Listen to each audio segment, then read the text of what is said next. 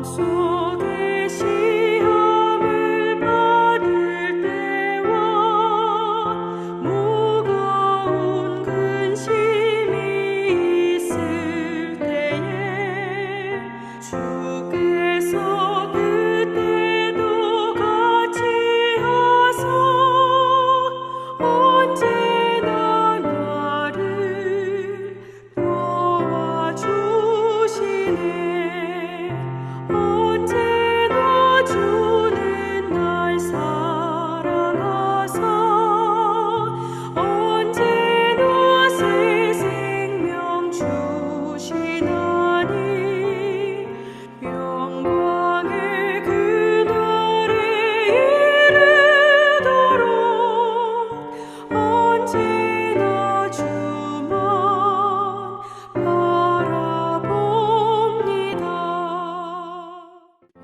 아픈 눈물을 흘릴 때와 쓰라린 마음으로 탄식할 때 주께서 그때도 같이 하사 언제나 나를 생각하시네. 언제나 주는 날 사랑하사 언제나 새 생명 주시나니 영광의 그날에 이르도록 언제나 주만 바라봅니다. 내 몸의 약함을 아시는 주, 못 고칠 질병이 아주 없네. 외로운 날이나 기쁜 때나 언제나 나와 함께 계시네.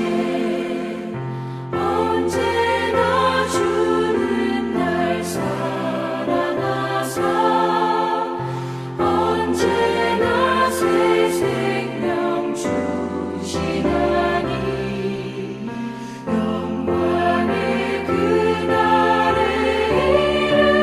이르도록 언제나 주만 바라봅니다.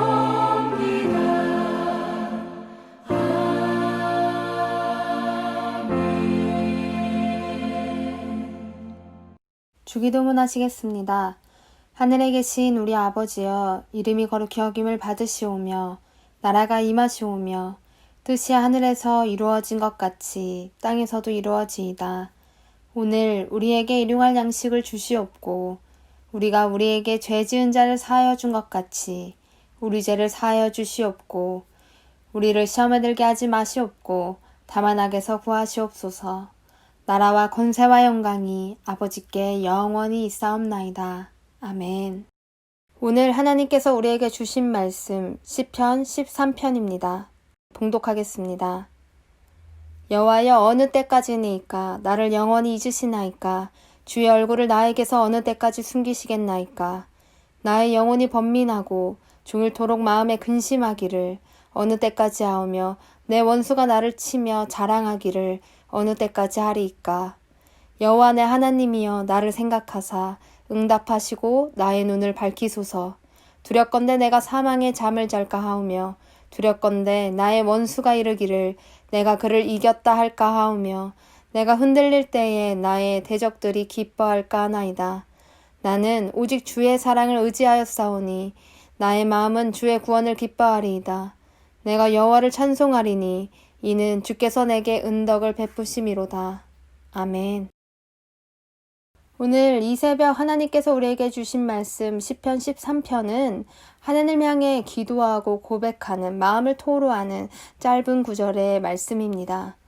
그런데 이 시편 13편의 6절 말씀, 그 길이와 비교되지 않게 참 전해지는 것이 무엇이냐면 이런 고백을 하고 있는 다윗의 시라고 알려져 있는데요. 다윗의 하나님을 향한 간절한 마음, 그리고 절박한 상황, 그것이 우리들에게 전달되고 있다는 사실입니다. 이 짧은 고백에 4번이나 반복되는 말 때문인데요. 새 번역에서는 이 반복되는 말을 언제까지라고 번역하고도 있습니다. 1절을 보시면 여호와여 어느 때까지니까, 주의 얼굴을 나에게서 어느 때까지 숨기시겠나이까. 그리고 2절을 보니까 마음에 근심하기를 어느 때까지 하오며 내 원수가 나를 치며 자랑하기를 어느 때까지 하리이까 라고 반복하며 어느 때까지를 계속해서 이야기하고 있습니다. 성도 여러분, 고난이 우리에게 어느 때까지 있는지 그것을 우리가 알지 못하기에 우리가 참 절박한 마음과 상황으로 살아갈 때가 있지 않으신가요? 바로 그러한 마음으로 오늘 다윗이 이러한 말씀을 주님 앞에서 기록하며 고백하고 있었다는 것입니다.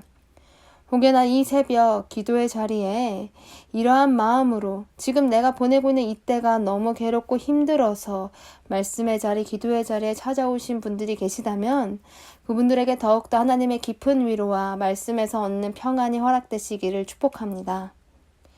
우리에게 고난은 참 깊이 머물러져 있는 또 한편의 삶의 한 부분이기도 합니다. 어느 때까지 이 고난이 있는지 우리가 정확히 알 수 없을 정도로 고난은 우리 인생에서 스쳐 지나가는 바람과 같지 않습니다. 마치 우리가 뿌옇게 정체되어서 잘 없어지지 않는 미세먼지를 경험한 적이 참 많잖아요. 그러한 미세먼지와 같이 고난이 우리 인생에 한번 찾아오면 한순간에 우리를 뿌옇게 흔들면서 계속해서 깊숙이 정차하여 여전히 우리의 몸을 아프게 하며 우리를 공격하고 있는 것만 같을 때가 있다는 것이죠. 언제 회복될지 알 수 없는 참 더디고 그리고 느리게 어쩌면 내가 이대로 평생 이렇게 살다가만 죽는 것이 아닌가 괴로울 정도로 우리를 깊은 압박으로 넣어놓는 것이 고난입니다. 이러한 고난엔 어떤 것이 있을까 제가 한번 고민해 보았는데 우리의 인생 속에서 우리를 참 깊이 그리고 어떻게 보면 한순간에 넘어뜨리는 것은 우리가 해결할 수 없다고 느껴지는 우리 평생을 괴롭힐 수 있다고 여겨지는 육체의 질병이 아닐까 생각이 듭니다. 우리로 하여금 절로 언제까지 내가 이 고통을 당해야 하는가 생각하게 만드는 것은 육체의 질병에서 오는 고난 아니겠습니까? 근데 또 육체의 질병이 나에게 큰 고난이 될 수 있겠구나 생각하다 보면 바로 이어서 이러한 고난이 떠오릅니다. 그것은 우리 삶 속에서 살면서 만나는 이들과의 관계적 어려움, 바로 그것입니다. 쉽게 변하지 않는 미움의 감정 속에서 나의 마음은 계속해서 반복되는 그 사람과의 사건을 통해 스스로 낙심하고 괴로워할 때가 있습니다. 누군가를 마주할 때마다 긴장하는 마음으로 살얼음같이 그때를 보내야 되는 그런 어려운 현장에 있을 때가 있습니다. 그러다 보면 이 관계적 어려움이 그 고난이 너무 커서 내 몸과 마음을 다 지치게 만들 때가 분명히 있죠. 정말 우리가 살면서 관계 속에서의 어려움을 겪는 고난 또한 내가 주님 앞에서 어느 때까지 이 현장에 머물러 그 사람을 마주하고 그 사람 때문에 힘들어야 하는가 고민하게 만드는 일이 있습니다. 그리고 그뿐만이 아니죠. 우리 인생에서 직접적으로 큰 고난이라 말할 수 있는 것은 경제적인 어려움이 될 것입니다. 나의 사업이 바닥을 치면서 주저하는 것만 같고 내 인생을 다 바꿔버릴 것 같은 재정적 두려움은 잠깐 이 한때만 있다 사라지는 것이 아니라 지속적으로 우리의 삶의 뒤를 바짝 쫓아오며 나아지지 않고 계속해서 우리를 괴롭히는 듯 할 때가 있다는 것입니다. 어쩌면 이 물질이라는 것은 우리가 쥐고 있어서 평안하고 누릴 수 있기보다 이 물질이 언제 사라질지 몰라 아등바등 살게 만드는 괴로움 그 자체가 될 때가 있습니다. 어느 때까지 우리가 이렇게 물질의 어려움을 견뎌가며 살아가야 할까요? 오늘 시편에서도 그렇게 괴로운 일들의 연속이었습니다. 성도님들께서는 이와 같이 고난을 보낼 때, 힘든 일이 있을 때에 무엇을 더 염려하시며 근심하십니까? 저는 이 부분에서 한번 우리가 고민해 보아야 한다는 것입니다. 고난 앞에서 나는 무엇을 위해 기도해야 될까? 오늘 말씀에서는 이와 같은 고난 속에서 2절과 같이 나의 영혼이 번민하고 종일토록 마음에 근심한다 라고 고백하고 있습니다. 저는 그렇기에 오늘 말씀을 토대로 우리가 이 언제까지 이어질지 모르겠는 어려운 고난의 때를 보낼 때라면, 보내야 되고 보낼 수 있다면 우리는 이 시기에 무엇을 기도하고 무엇을 근심을 해야 되는지 그것을 한번 똑바로 세워둬야 된다고 생각하게 되었습니다. 성도 여러분, 우리가 그리스도인이기 때문에 고난을 보내고 있는 그 과정 또한 달라야 한다고 믿습니다. 그럼 우리는 여기서 무엇을 근심하고 무엇을 기도해야 하는가? 우리는 조금 더 하나님 앞에서 예배자로 살아가야 되는 사명이 확고하게 서 있는 우리의 영혼에 집중하며 고난을 보내야 합니다. 지금 이 고난의 상황은 나의 삶을 에워싸면서 더불어 영원히 하나님의 나라에 거할 우리의 영혼까지 갉아먹으려고 덤벼들고 있다는 것을 우린 경계해야 한다는 사실입니다. 고난의 상황 속에 그저 몰두하고 빠져서 우리가 주님 앞에서 올바른 삶을 살아가야 된다는 내 영혼에 근심을 하며 내 영혼이 어떻게 다시금 주님 앞에 집중하며 이 시기를 보내야 될까 점검하지 않는다면 우리의 인생의 결론은 그저 3절과 같은 사망의 잠일 것입니다. 영혼의 깊은 어두움은 우리의 육신까지도 스스로 죽음으로 내몰게 만드는 무서운 힘이 있습니다. 이 어둠에서 우리는 벗어나야 합니다. 그렇게 우리는 이 상황을 두려워하며 지금 나의 이 어려운 때를 벗어나게 해달라는 간절한 기도뿐만이 아니라 조금 더 우선순위로 두어야 할 것, 조금 더 힘을 실어서 해야 될 기도는 주님 앞에서 영적 사명을 갖고 예배자로 살아가겠노라, 그 사명을 다하고 있는 나의 영혼을 위해 기도해야 합니다. 주님, 제가 비록 이렇게 괴롭고 어려운 때를 보내고 있으나 내 영혼은 여전히 주님을 바라봅니다. 내가 오늘도 주님의 사랑을 의지합니다.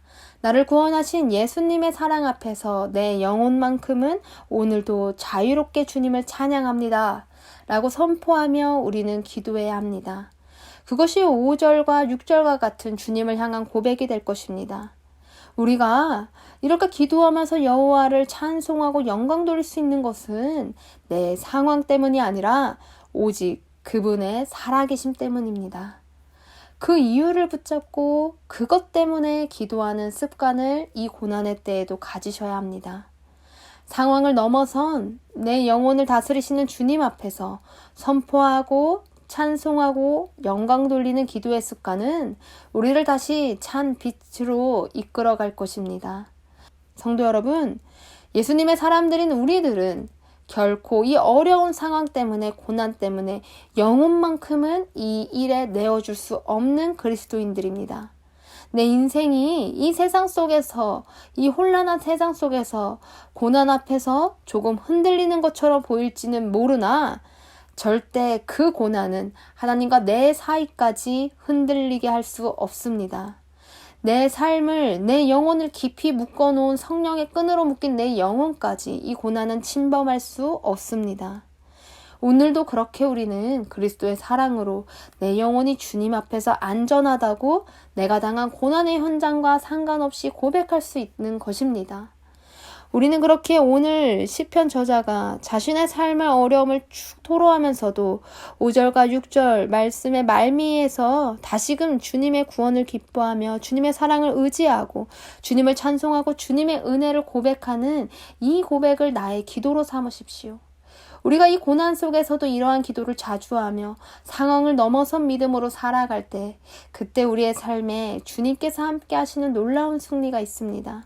그렇게 오늘도 저와 여러분께서 다시금 주님 앞에서 살아가며 5절과 6절과 같은 기도를 내 입술에 그리고 내 마음에 깊이 새겨 계속해서 고백하고 상황을 넘어선 믿음으로 주님을 찬양하며 주님께 영광 돌리는 하루 되시기를 소망합니다.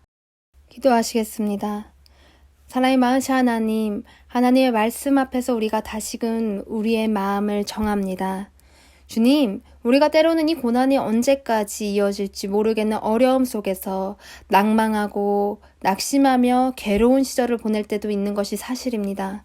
그런 하나님, 그럼에도 주님께서는 여전히 우리를 사랑하시고 우리의 삶을 인도하신다는 것을 우리가 믿고 있으니 아버지 우리의 영혼을 살펴봐 주시옵시고 이 고난의 어려움이 우리의 영혼까지 갉아먹지 않게 지켜 주시옵소서. 오직 우리의 삶의 깊은 진심에서는 주님을 찬양하고 주님께 영광 돌리고자 하는 하나님의 온전하신 뜻을 이루는 진심과 열심이 있게 하여 주시옵소서.